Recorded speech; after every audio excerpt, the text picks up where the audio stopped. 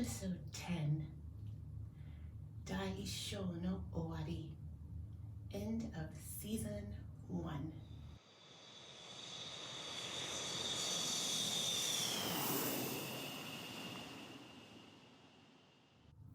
Konnichiwa minasan, and welcome to Elizabeth Goes to Miyazaki, Japan. Watashi wa Elizabeth desu. I'm Elizabeth. And Daisho no Owari, end of Season 1.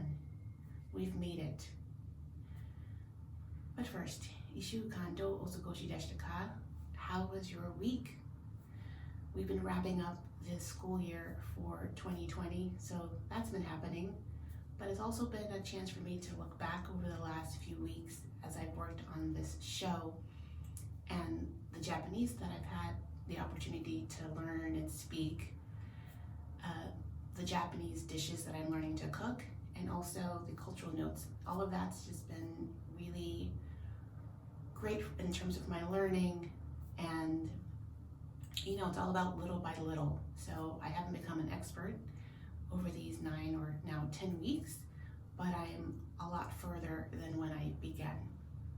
So in today's episode, Nani o sukuru desho? What am I making? Ozouni, which is a New Year's Day soup. And in today's cultural note, Oshogatsu, Oomisoka, and Sanganichi. So also on a theme of New Year's. All right, let's begin. これまでの9週間、少しの日本語を学んできましたね。これまでの9週間、少しの日本語を学んできましたね。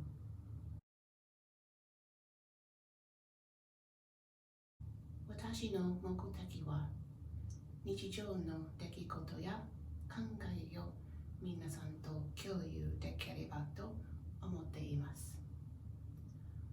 私の目的は日常の出来事や考えを皆さんと共有できればと思っています。私はこの方法は普通に語学を勉強するよりももっと楽しいみんなから学べると思います。私はこの方法は普通に語学を勉強するよりももっと楽しいみんなから学べると思います。時にあなたが仕事など責任あることをしていればもう一つ何かをするということは大変ですよね。時にあなたが仕事など責任あることをしていればもう一つ何かをするということは大変ですよね。でも私の場合、毎日少しずつ勉強しています。でも私の場合、毎日少しずつ勉強しています。私は朝、昼、晩に10分から15分見つけてしています。私は朝、昼、晩に10分から15分見つけてしています。さて、お腹も空いてきましたので、何か作りましょう。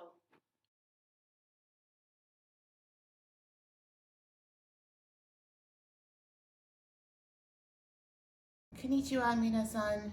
Today we're going to make a New Year's or traditional New Year's soup called Ozouni. And in that soup we'll be using dashi broth made with kelp and mushroom. We're going to be using fish. We're going to make fish balls. They're called sumire. Chicken. We'll be using mochi again. And vegetables.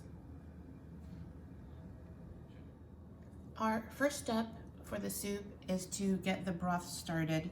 So into our pot, you're just going to add your dashi broth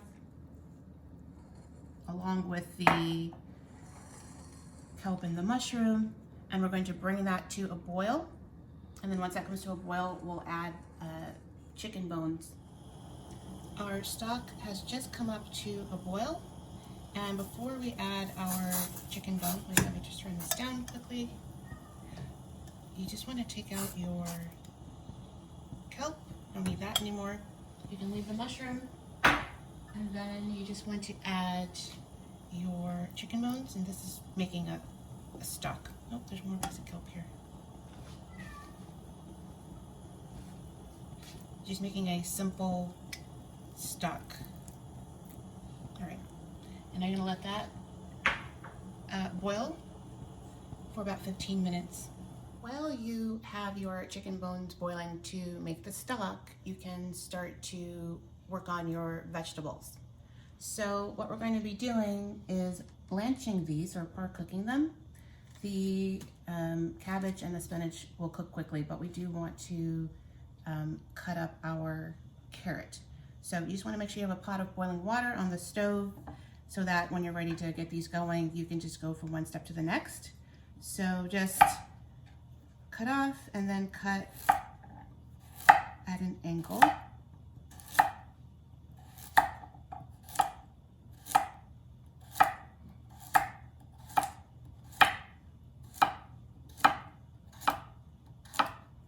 So you have your carrots, put that to the side.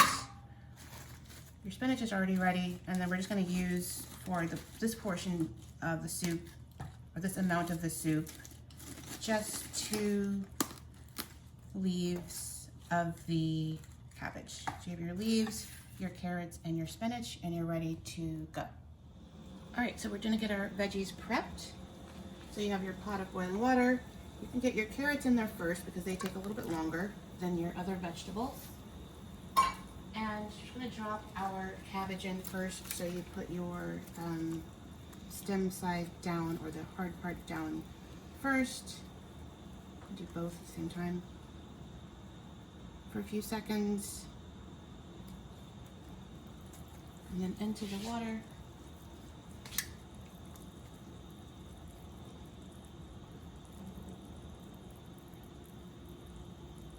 We're just par cooking, and we want to keep the nice color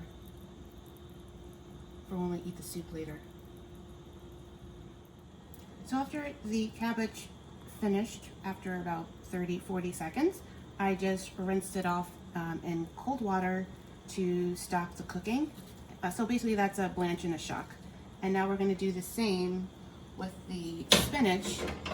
It's easier because we're using such a large pot and we have the carrot at the bottom to just put the spinach in a strainer like this to help it cook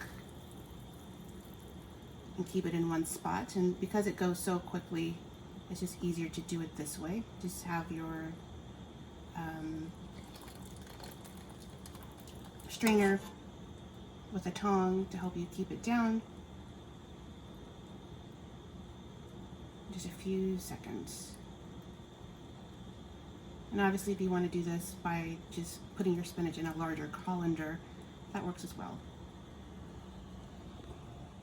In the time that it is taking you to blanch and shock your spinach and cabbage, your carrots should be cooked enough that they are now tender. It also depends on how thick you made your slices, but just test a piece and see if it's as tender as you'd like it to be. And then again, we are going to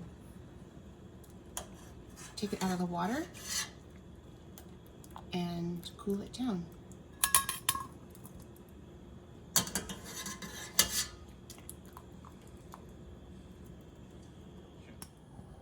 Our chicken stock has been boiling for about 15 minutes. So you just want to take out your bones. You don't need that anymore. And now you can add the rest of your ingredients. So we have chopped up in sort of bite-sized pieces chicken thigh.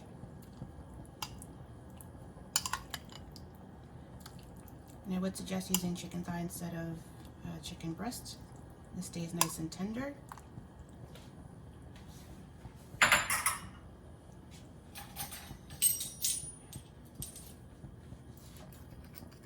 A little bit of salt.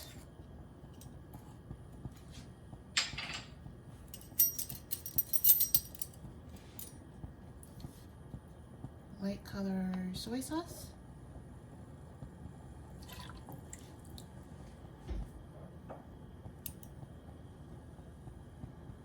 Sake.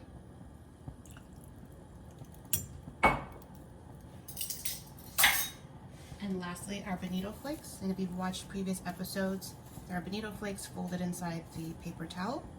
And you just press that down.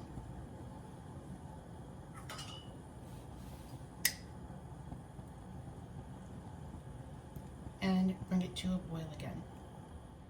Okay, we have our chicken in the pot. So while that is cooking, we can work on our tsumire, which are the fish balls. So you also want to make sure you have a pot of water coming to a boil on the stove. And for this, you will need your white fish of choice, an egg, carrots, green onion or scallion, ginger, a little bit of salt, and we're using potato starch or karakuriko, sake, and black pepper, and you do need to use a food processor. I cut the fish up into smaller pieces to process it a little bit easier, but we're going to process this until it's about a mince, but not a paste. Once you have your fish processed, you just want to get your rest of your ingredients ready. So we start with our carrot and our starch, and you just want to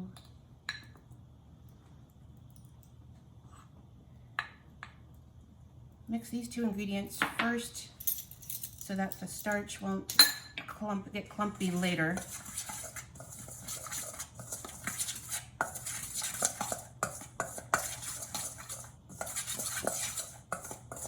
Like that, and then you can add your green onion and ginger.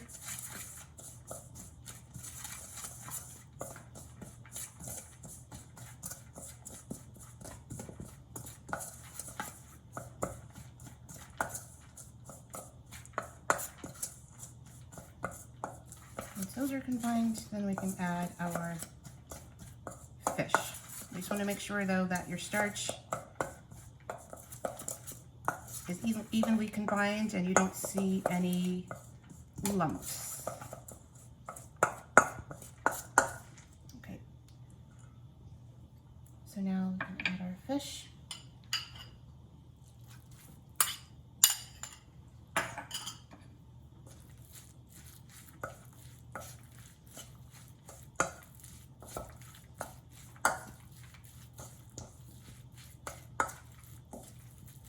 And this smells really good because of the ginger.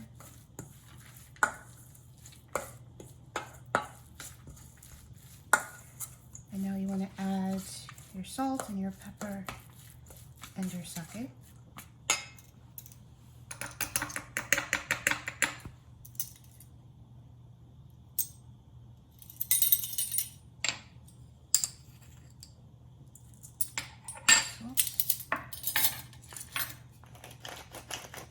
A little bit of pepper.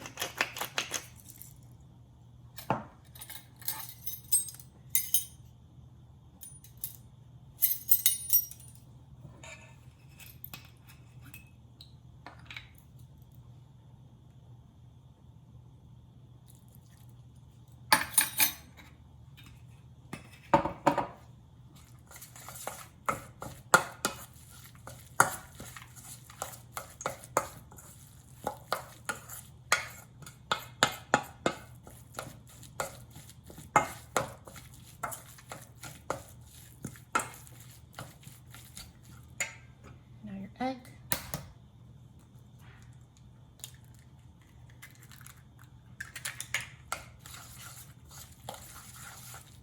So to get that mixed in, and then you will switch to using your hand.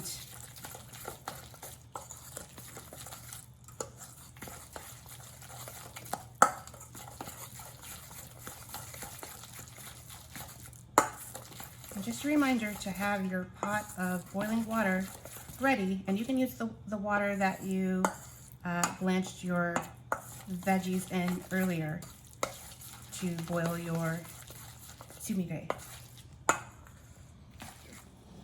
As I said, you can just reuse the pot of water that you used for your veggies.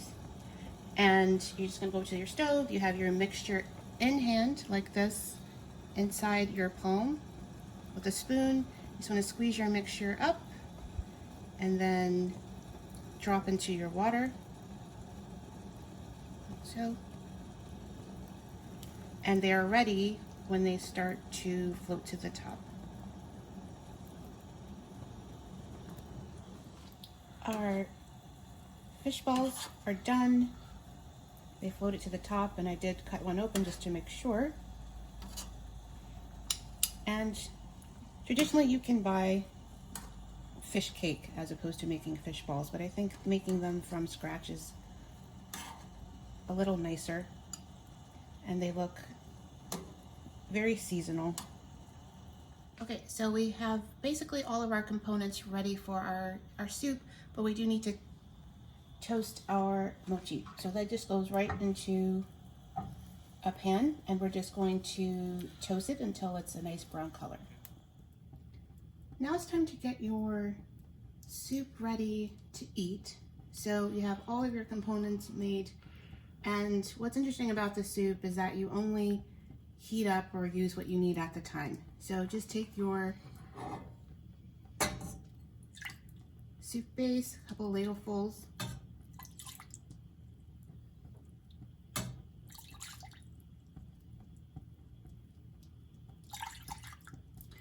a few pieces of the chicken,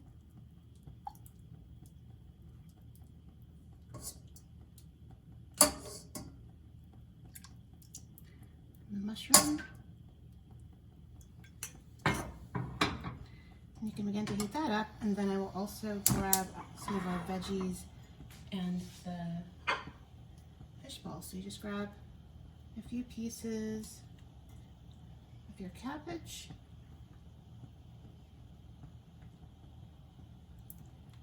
and the carrot, and then we have our fish,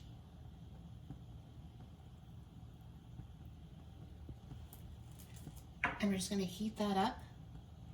And also we have our mochi over here slowly toasting. So once this is heated through, we'll top it with our mochi, and then we'll add the spinach last. Our New Year's Ozouni is prepared, and this is soup that you would traditionally eat on New Year's Day, because for the first 3 days of January, generally people are off of work and they are not cooking. And so as you saw, this soup is made up of different components. So you have your soup broth and your chicken in a pot, and then you have your veggies to the side, you have your rice cakes to the side. And so when you're ready to eat, you just combine everything and heat it up, and it's ready. So this makes it a perfect dish to make when you don't feel like cooking. So it does take a little bit of time ahead of time to get it ready, but this is how we want to start our new year, as easy and with as much ease as possible. Agemashite omedetou gozaimasu. Thank you.